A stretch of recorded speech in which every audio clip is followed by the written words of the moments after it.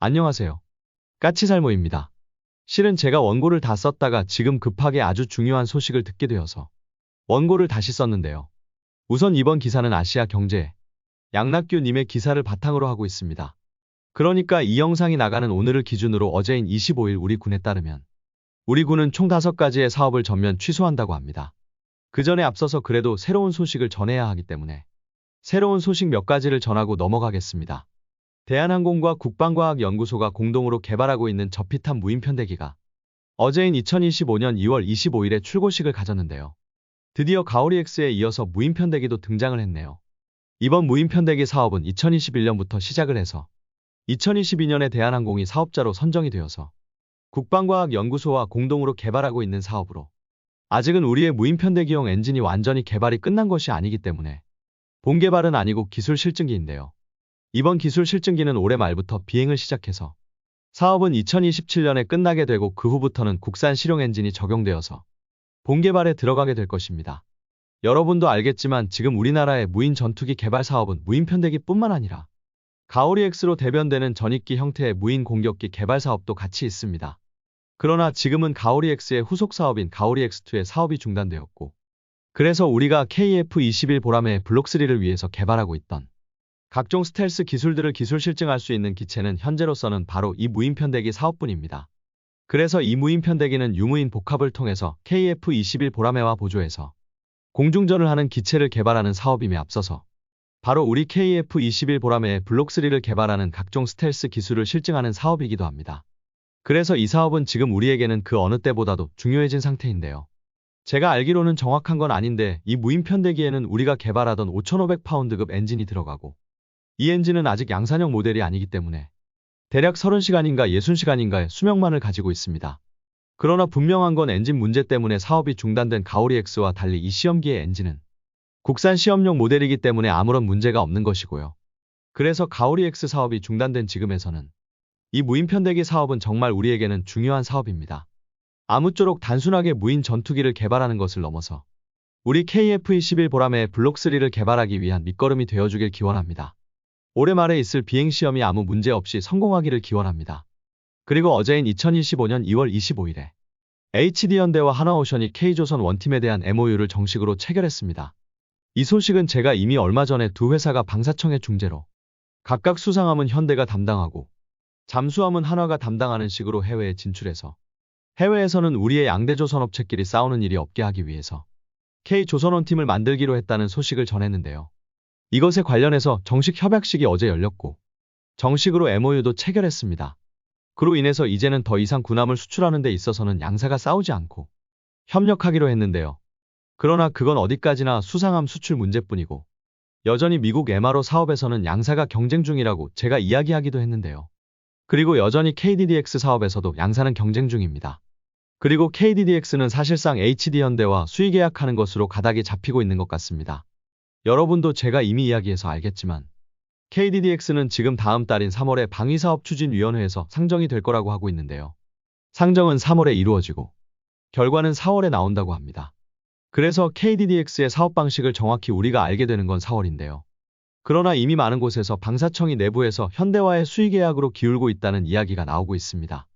물론 이리하면 한화가 가만히 있지 않을 가능성이 높고 그럼 한화가 소송을 걸어서 사업이 또다시 정지될 가능성도 있습니다. 그래서 아직도 많은 사람들이 공동개발을 해야 한다고 이야기하고 있고 그리고 기밀누설로 벌점을 받고 있는 업체와 수의 계약하는 걸 문제라고 말하는 사람들도 많습니다. 그러나 그렇지 않아도 KDDX 사업은 법적 문제로 인해서 이미 1년이 지연되었고 그래서 사업의 빠른 진행을 위해서는 수의 계약을 해야 하는 것도 사실입니다. 그러나 당연히 그리 되면 한화에서 절대로 가만히 있을 리는 없는데요. 그래서 그에 대한 대책도 나오고 있습니다. 방사청에서 나오는 이야기에 따르면 우선 상세 설계는 현대와 수의 계약을 하고 당연히 상세 설계를 한 업체가 초도함을 건조하는 것이기 때문에 초도함도 현대가 건조하게 됩니다. 그 대신 이번에 방사청에서 한화를 달래기 위한 방법이 이야기가 나왔습니다. 결론은 이리 해도 한화가 소송을 걸지 않는다면 아무런 문제가 없는 건데요. 그런데 만일 여러분이 한화라면 소송을 걸지 않겠습니까? 당연히 걸겠죠. 그래서 방사청에서 나온 방법이 무엇이냐라고 했을 때 그 방법은 상세 설계 사업자와 초도함 건조 사업자를 정할 때 이번 함의 사업자도 같이 선정을 한다고 합니다. 그래서 당연히 이번 함은 한화가 건조하게 되는 것이고, 그리 되면 양사가 번갈아 가면서 건조를 해서 양사가 세척씩 건조하게 되는 것입니다. 그리고 초도함이 건조 시작하고 1년 안에 이번 함도 건조에 들어갈 거라고 합니다. 한마디로 말해서 1번 함이 진수하기도 전에 바로 이번 함을 건조해서 한화가 현대로부터 KDDX의 기술을 이전받기 편하게 해주겠다는 것입니다. 이리하면 한화도 소송을 걸지 않을 거라고 생각을 하는 것 같습니다. 그러나 제가 여러 번 이야기했듯 1번 함을 건조하고 바로 2번 함을 건조하면 1번 함에서 발견된 결함을 2번 함에 피드백을 해주지 못하게 됩니다. 그럼에도 이런 방식을 쓴다니 좀 씁쓸하기는 하네요. 여러분이 보기에는 이 방법이 옳다고 보시나요? 제가 보기에는 별로 옳은 방법은 아니라고 봅니다. 결론은 이러다가 초도함에서 크나큰 결함이 발견되면 이번 함도 크나큰 문제가 되는 건데 이리 해도 되는 건지는 모르겠습니다. 여러분이 보기에는 무엇이 답이라고 생각을 하시나요?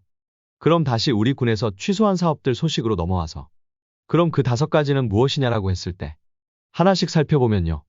우선 합동화력함의 도입이 취소된다고 합니다. 합동화력함은 여러분도 알겠지만 하나의 함선에 수십 발의 탄도미사일을 탑재해서 북한을 공격하는 함선인데요. 이 함선은 과거에 미국이 기획했다가 취소한 아스널10과 비슷한 개념의 함선이어서 한국판 아스널10이라는 이름으로 불리기도 했는데요. 그러나 결국은 미국도 아스널10의 공격력은 강력하나 방어력이 취약해서 개발을 취소했는데요. 국내에서도 비슷한 논란이 끊임없이 있던 사업이었습니다. 그런데 역시 항상 논란이었던 함선의 취약성 때문에 사업이 취소된다고 합니다. 합동화력함의 취소로 인한 공백은 우리나라의 전투함들의 수직 발사관을 증가시켜서 보충을 한다고 하는데요. 그럼 당장 설계에 대대적으로 변화를 주어야 하는 함선은 역시 KDDX일 텐데요. 이리 되면 KDDX의 배수량 증가와 수직 발사관 증가가 예상이 되네요. 아마 못해도 KDDX의 KVLS2 대형 수직 발사관의 숫자가 대폭 증가해야 할 텐데. 그럼 KDDX는 배수량도 대폭 증가하게 될 것입니다. 그리고 그러면 KDDX의 사업비도 대폭 증가할 것이고요. 그러나 저희 예상으로는 그런 일은 없을 것입니다. 솔직히 우리가 합동화력함을 만들려고 했던 이유는 결국은 이게 가장 비용이 적게 들었기 때문입니다. 결론은 만일 합동화력함에 들어가는 미사일을 지상에 이동식 발사대를 더 만들어서 배치하려 해도 합동화력함을 만드는 것보다 더 많은 비용이 들어가고 KDDX 같은 전투함의 수직 발사관의 숫자를 증가시켜서 우리의 전투함들의 탄도미사일을 분산 배치하려고 해도 우리의 전투함들의 배수량이 전체적으로 대폭 증가할 수밖에는 없기 때문에 이것도 비용이 엄청나게 많이 들어가게 됩니다. 그래서 결론은 합동화력함이 지상에 탄도미사일을 이동식 발사대를 대량으로 만들어서 배치하는 거나 전투함의 배수량을 증가시키는 것보다 더 저렴하기 때문에 도입하려고 했던 건데 과연 정말 이 문제를 우리 군이 어떻게 풀어갈지는 당장 KDDX의 설계가 어떻게 나오느냐만 봐도 알 수 있게 될 것입니다. 그러나 제가 보기에는 KDDX의 설계 변경은 실질적으로 없을 거라고 봅니다. 왜냐하면 이미 국내에서는 지금 진행되고 있는 우리나라의 탄도미사일 생산 계획이 지나치게 많다는 비판이 이미 나오고 있습니다. 이게 얼마나 많은 건지는 제가 차마 보안 문제 때문에 말을 할 수는 없으나 솔직히 정말 많기는 많습니다. 확실한 건 우리가 상정한 북한의 주요 목표를 공격하는 용도로 쓰고도 남을 정도로 많습니다. 이것 때문에 심지어는 미국에서 우리나라에게 중국의 주요 목표에 대한 좌표를 전달해주기도 했습니다. 한마디로 우리가 생산하기로 한 미사일의 수량이 북한을 공격하고도 남기 때문에 우리의 공격 목표에 중국의 주요 미사일 기지도 포함시켜달라는 미국의 요구였던 거라고 할 수 있는데요.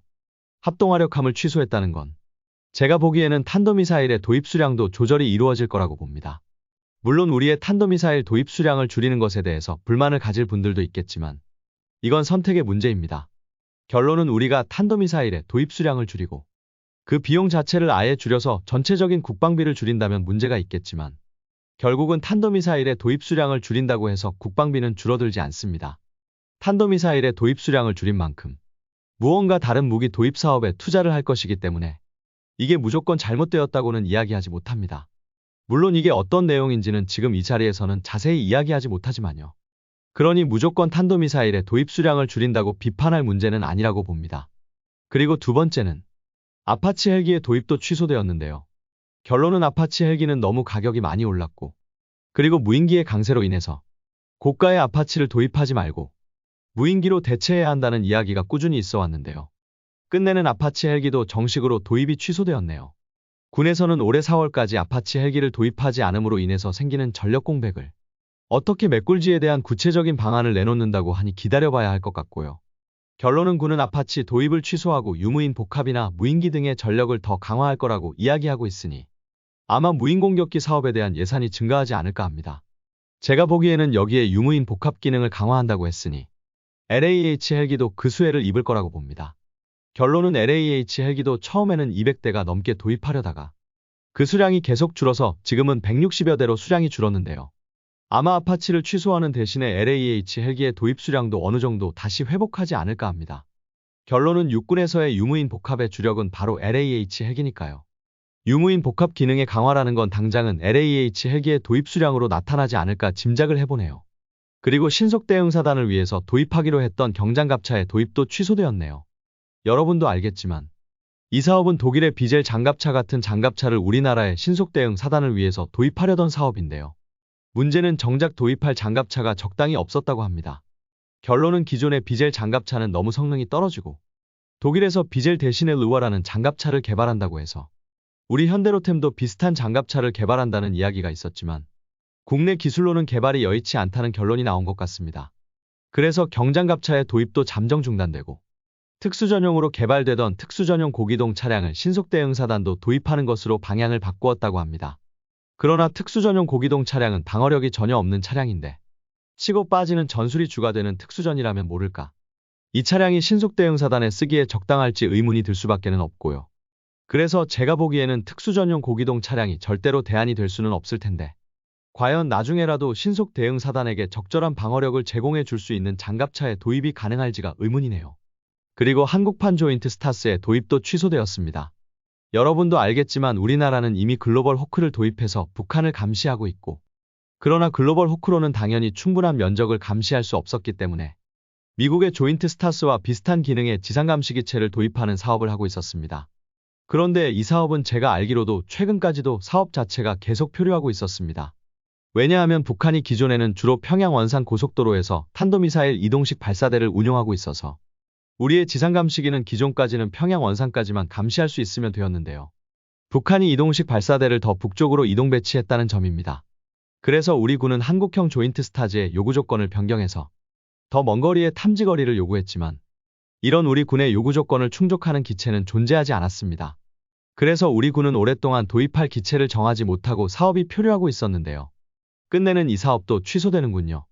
그리고 그 대안으로 고고도 무인 정찰기를 도입한다고 하는데 현재 나와 있는 고고도 무인 정찰기는 글로벌 호크뿐입니다. 그럼 우리 군은 글로벌 호크의 추가 도입을 추진하겠다는 것일까요? 그건 아닌 것 같은데요. 분명한 건 현재 우리 군은 아직 고고도 무인 정찰기를 직접 개발할 계획은 없습니다. 그렇기에 이 부분은 과연 유인 지상 감시기 대신에 무엇이 새로운 사업으로 들어올지도 지켜볼 문제라고 생각을 합니다. 솔직히 가장 이상적인 건 적어도 정찰 위성의 대량 도입입니다. 실제로 미국도 조인트 스타즈의 후속기체를 도입하는 사업을 하지 않고 이걸 전부 정찰 위성과 이 정찰 위성을 연결하는 네트워크로 대신하기로 했습니다. 그래서 우리도 이 사업 대신에 가장 이상적인 건 적어도 합성계구 레이더 정찰 위성의 도입 수량을 증가시키고 이걸 강력한 네트워크로 묶어서 실시간으로 정보를 받아보게 하는 게 가장 이상적입니다. 그러나 분명한 건 그게 결코 쉬운 문제는 아니라는 점입니다.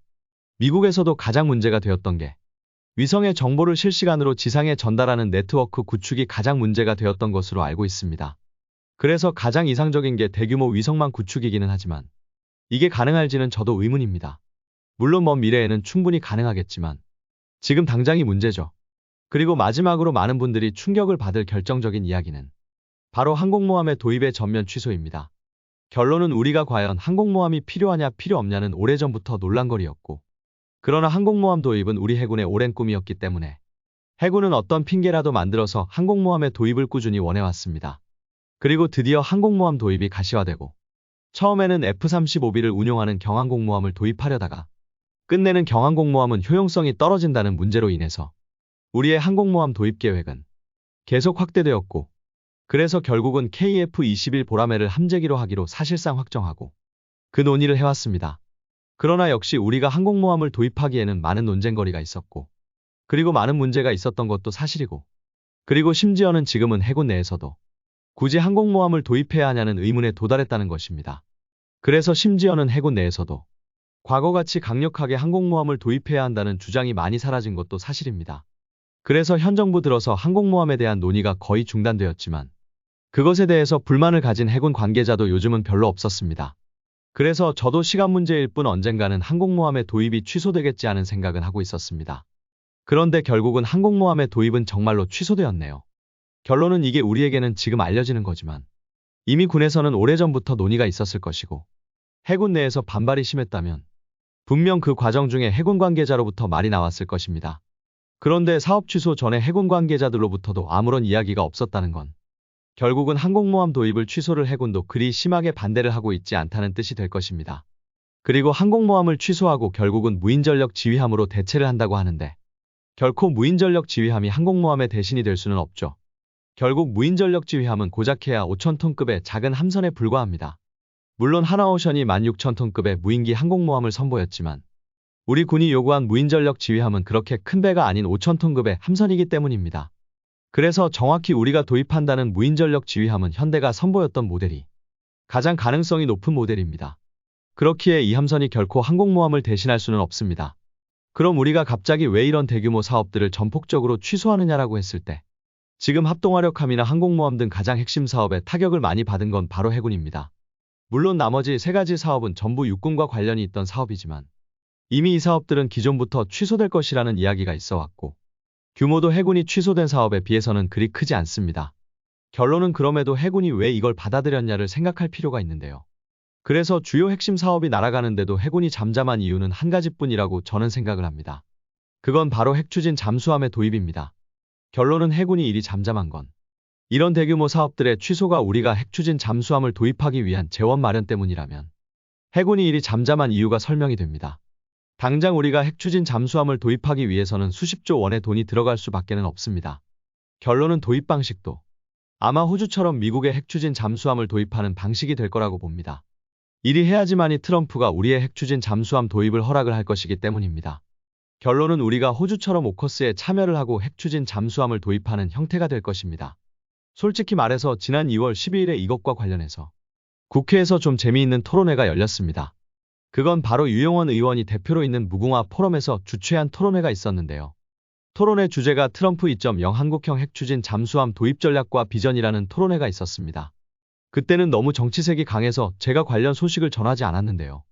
결론은 이 자리에서 많은 분들이 잘 아시는 문근식 한양대 특임 교수가 어떤 주제를 발표했냐면요. 우리나라가 핵추진 잠수함을 도입하기 위해서는 미국, 영국, 호주가 중심이 되는 오커스 체제로 들어가야지 핵추진 잠수함을 도입할 수 있다는 취지의 주제를 발표했습니다. 그래서 너무 정치색이 강해서 그때는 아예 이야기도 하지 않았던 건데요. 이게 우리가 드디어 핵추진 잠수함 도입을 본격화하는 것에 관한 준비를 논의했던 거라고 할 수도 있을 것 같습니다. 결론은 우리가 핵추진 잠수함을 도입하기로 했고 그래서 우리가 핵추진 잠수함을 도입하기 위해서는 오커스에 가입하자는 주장을 한 것이라고 할 수 있습니다. 아마 이건 우리의 핵추진 잠수함의 도입이 본격화하면 상당히 정치적으로 논란거리가 될 것입니다. 그리고 이번에 항공모함 등 대규모로 사업 취소가 이루어진 것도 핵추진 잠수함의 도입을 위한 재원 마련 때문이라고 이야기할 수 있을 것 같고요. 아무튼 분명한 건 이런 식으로 대규모로 사업을 취소하고 그리고 해군 같은 경우는 자신들의 수건 사업이 취소되어도 반대를 하지 않는다는 건 뭔가 엄청나게 큰 새로운 사업을 준비를 하고 있을 가능성이 커 보입니다. 제가 과거에도 분명히 말했죠. 우리는 항공모함과 핵잠수함을 동시에 도입할 수는 없다고요. 그리고 우리는 항공모함 대신에 핵추진 잠수함을 선택한 것 같습니다. 그리고 지금 우리는 이미 핵추진 잠수함을 개발하고 있습니다. 우리는 핵추진 잠수함 개발을 비닉 사업으로 묶어서 개발하고 있고 이것과 관련해서 문근식 교수도 핵추진 잠수함의 개발이 비닉 사업으로 묶여 있기 때문에 개발자들 간의 협의가 제대로 이루어지지 않고 있고 그래서 원활한 개발이 이루어지고 있지 않다는 지적을 했고 그래서 핵추진 잠수함의 개발을 비닉 사업에서 해제해야 한다는 주장을 했습니다. 그렇기에 우리가 지금 핵추진 잠수함을 개발하고 있는 건 분명한 사실입니다. 어떤가요, 여러분? 여러분이 보기에는 우리는 무엇을 준비하는 것 같나요? 이상 영상 봐주셔서 감사합니다.